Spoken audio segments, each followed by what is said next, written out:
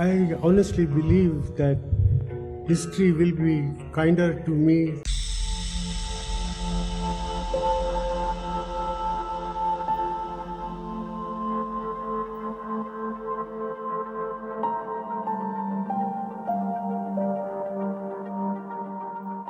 हिंदुस्तान में आर्थिक सुधारों के सबसे बड़े शिल्पकारों में से एक डॉक्टर मनमोहन सिंह ने दुनिया को अलविदा कह दिया, मगर उनके शानदार काम, जबरदस्त करियर और जोरदार नीतियों ने भारत की आर्थिक सेहत को हमेशा मजबूती दी।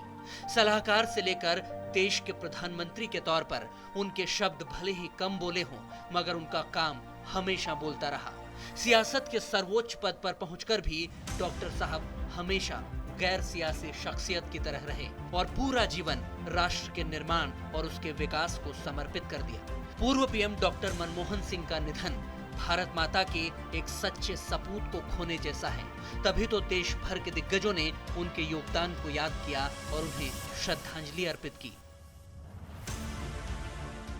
प्रधानमंत्री पद पर 10 साल जिन्होंने बहुत अच्छा काम किया था, वो डॉक्टर मनमोहन सिंह जी, इनका आज एम्स अस्पताल में निधन हो गया है। डॉक्टर मनमोहन सिंह जी को मैं हार्दिक आदरांजलि अर्पित करता हूँ। राजनीति में ईमानदारी क्या होती, कोई उनसे सीखे। मैंने उनसे जैसा ईमानदार व्यक्ति नहीं देखा। सच में डॉक्टर मनमोहन सिंह के योगदान को हम भुला नहीं सकते। I think it's a huge loss for the country. Doctor Manmohan Singh ji के निधन पर बहुत ही अफसोस हुआ। मेरे ख्याल में देश के पहले प्रधानमंत्री थे जो इकोनॉमिस्ट, उनको कभी भुलाया नहीं जा सकता।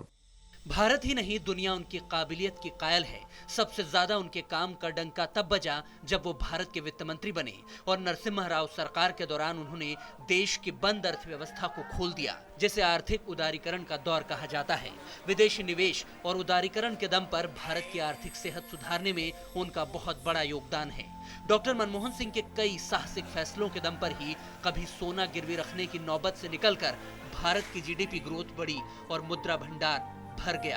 करीब 50 साल से ज्यादा वक्त तक डॉक्टर सिंह ने भारत की आर्थिक सेहत को बढ़ावा देने के लिए काम किया। उनकी उपलब्धियों और कामों की फहरिस्त बहुत लंबी है, मगर मुख्य रूप से जिक्र किया जाए तो डॉक्टर मनमोहन सिंह 2004 से लेकर 2014 तक यानी 10 साल तक 2 बार देश के प्रधानमंत्री रहे। करीब 33 साल तक वो देश के उच्च सदन यानी कि 6 बार राज्यसभा के सदस्य बने।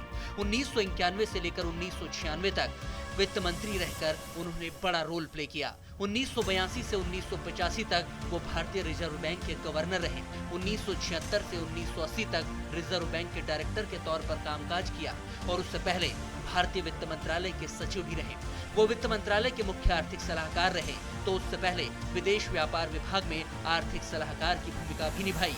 इसके साथ ही उन्होंने देश में योजना आयोग के उपाध्यक्ष और यूजीसी के चेयरमैन के तौर पर भी बखूबी काम किया। यानी इंदिरा गांधी के कार्यकाल से लेकर मोदी के दौर तक डॉक्टर सिंह ने भारत की आर्थिक नीतियों पर काम किया और उन्हें सुधारने के लिए अपना बहुमूल्य योगदान दिया। शायद इसीलिए एक बार नवंबर 2022 में केंद्रीय मंत्री नितिन गडकरी ने कहा था कि आर्थिक सुधारों के लिए देश डॉक्टर मनमोहन सिंह का हमेशा कर्जदार रहेगा।